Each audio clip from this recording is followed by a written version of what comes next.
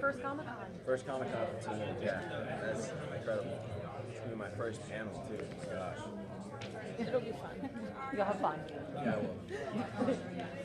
So obviously, I think the big question right now is, coming out of season 5, how is your character dealing with having been the Beast, and is that going to be addressed, or?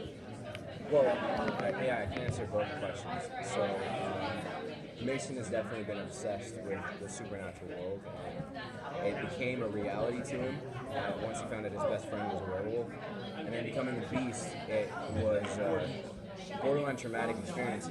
The fascination with it is still there, but he sees the dangers in it, and he sees that this is real and this is a very scary life. As much as it is cool, there is dangers to it, and that kind of is like an underlying tone of how he's going to attack the next problem in season 6, because it's not just fun and games. This is like people's lives are on the line. So it doesn't necessarily get addressed because there's so much. We actually are thrown right into another extremely crazy, how are we going to get out of it type situation. Right. So. And following up with that, I guess, him being human and surrounded by all these supernatural creatures, you said it's always like an underlying thing. Yeah. Is that something he's constantly worried about? I don't think so as much anymore, because he's proven himself, and Scott has trusted him with certain things, with being a part of the plan, and he was Plan B for an episode, and he actually succeeded, and so that he's kind of riding that momentum, and he's continuously kind of like Styles 2.0, basically using his intellect to help the pack in certain ways, and he's using his obsession with the supernaturals to propel the pack. So if he finds out, about these ghost riders, he's going to learn everything he has to know about them and assist in that way.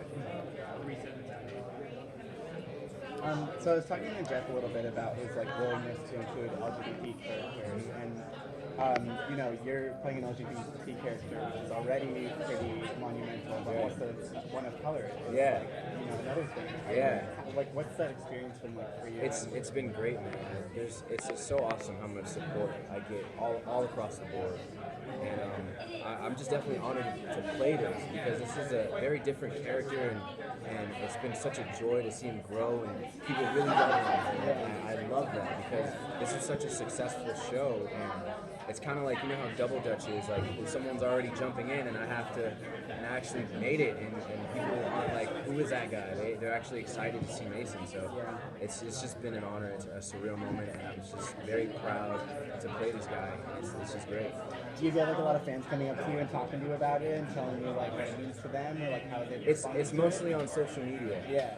But that's enough for me, because I know people, that's their way to kind of connect to people they look up to, and just seeing some of the tweets, how I've made a positive impact on people, but just by doing what I love, it's a great experience, and I'm honored to do it. Thank you. What kind of things are Mason and Liam going to get up to this season? Survive. That's pretty much what we're doing. That's our main goal, and just to keep everyone intact. And they're like brothers now. I mean, after you go through something that's so intense, if you will, after you go through something like that, you can only get closer. And we're just using our relationship, because we're a part of a pack now. We're not just best friends. We're part of a pack. So this is a new chapter in their lives, and we're just going to try to make it through it. Where would you like to see your character go next? I really like where he's heading, and to be a solidified member of the pack. And I think he already is in that sense, but just to continue that process, because I feel like he's found a purpose now. And, he has a 4.6 GPA, so school isn't really his I mean, it's his thing that he likes to do, but it's not his passion. His passion is really using that intellect to doing something that's just so really astronomically cool.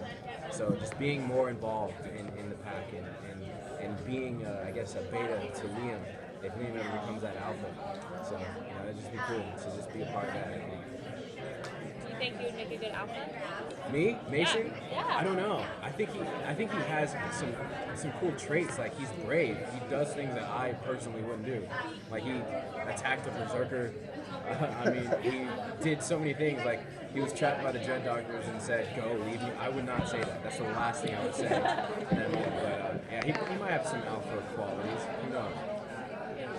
Yeah. is so Liam? I mean, so you and Liam are very good friends. How would you say that they're alike to Scott and Styles? Like, Yeah. compare them. I actually like that because They're not joking.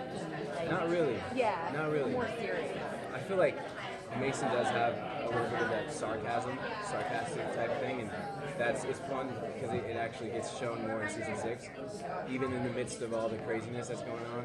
So I think that's kind of how Mason relates to Styles. But as far as the leader thing, Liam becomes learning how to become a leader by Scott. So it's kind of like I'm supportive of him becoming this leader. And I know he's the leader, and I'm supporting him, and it's just we kind of have our little joking moments, which is cool because I really like that about Styles and Scott. So we'll see. What can you tease about how Mason specifically is going to interact with the Ghost Riders? Yeah, well, he definitely gets up close and personal with them. A little too close for his liking, I'd say. But because he's a part of it now. He's not an outsider looking in. He's in it. So I think that's going to be really cool that he's a part of it. So it's pretty much answered that, I guess.